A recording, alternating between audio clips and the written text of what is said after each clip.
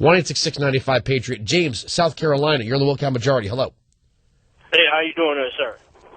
Fine. How are you? Yeah, I'm doing pretty good. Yeah, I was listening to the last caller that called in, and he brought up the welfare, and I don't understand how does welfare play into the topic of a woman staying at home. I mean, everybody is put into a predicament, so that doesn't mean necessarily black or white Mexicans that they're staying at home because they're on welfare.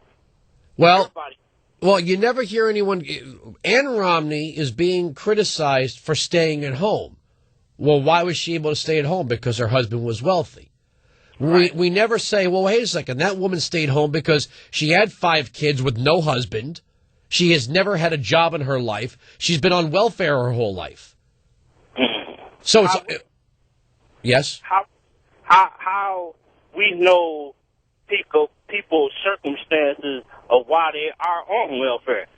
I'm hearing all the time. Okay, let's start with what I just said. If you've got a woman with 4 to 5 kids and no man in her life who doesn't have a job, you tell me why she's staying home on welfare. I mean, it's loopholes in the system, period. And all No. If you're having kids that you can't afford and you're not starting a family, that's the reason why you're home on welfare, sir. Well, what does that have to do with the topic you're talking about? Because we seem to criticize people for actually doing well in this life. In other words, if Ann Romney could afford to stay home with multiple sclerosis because her husband was doing well in life, how is that some political point? That's not a political point. I mean, to whatever. Okay, Hillary Rosen, the Democrat strategist, has said that Ann Romney doesn't know what she's talking about because she's never had a job in her life. Well, okay, by that standard, then people who are on welfare their entire lives, who've never had a job, have no idea what they're talking about, right? No. Okay, well, you're not getting it then. I do get it. What I'm saying is either way, if she is able to stay at home for whatever the reasons, mentally, physically, whatever, she's able to stay at home. It don't matter if you're on welfare. It does matter if you're on welfare. If you're having kids you can't afford, you're making it everybody else's responsibility to work to pay for you. When you ask nothing of government, when you're staying home and you're saying, look, the government's not paying me to stay home, that's a different story.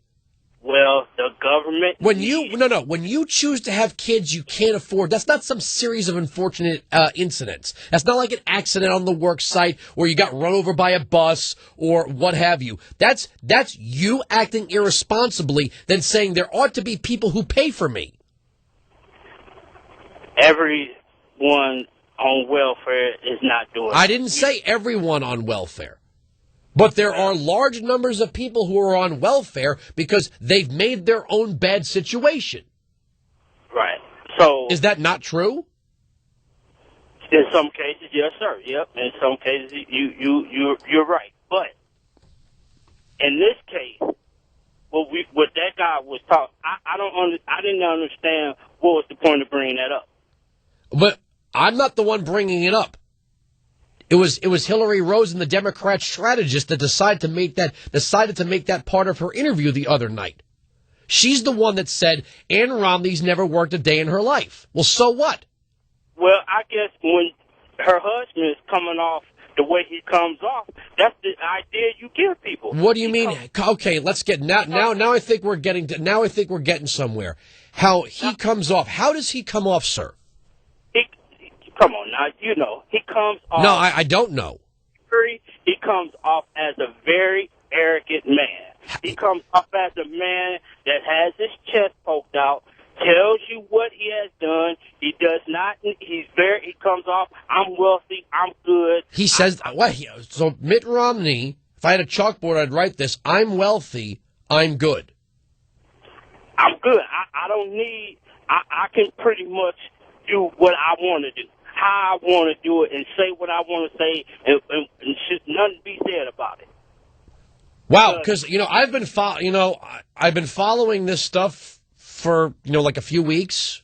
I've never heard Mitt Romney say that. He doesn't have to say it. This is his so you just know it. You just know that he's this arrogant, condescending kind of guy. You just know it. demeanor shows it. Now tell me how Obama comes across. Obama comes across as, I don't know if you want to say, a regular guy, I guess. He doesn't come off nothing like Mitt Romney. If that's what you're trying to say, I don't see that. Obama's a regular guy, and Mitt Romney is this, let me guess, he's a country club Republican, right?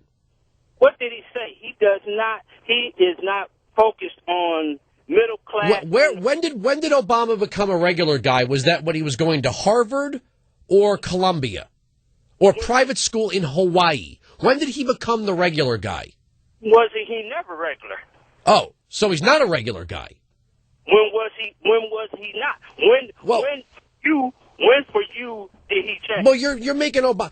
Are regular guys community organizers? Is that what a regular guy does? No. Packs his lunch pail off to go community organize?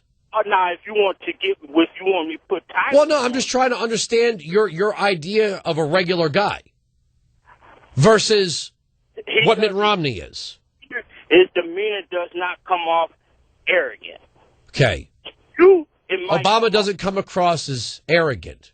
I've never heard a president say I, me, and I more than this president. I've never heard none of them say it, tell you the truth. All right, well, thank you very much for the call. Obama's a regular guy. He's just a normal dude, me and you, chill.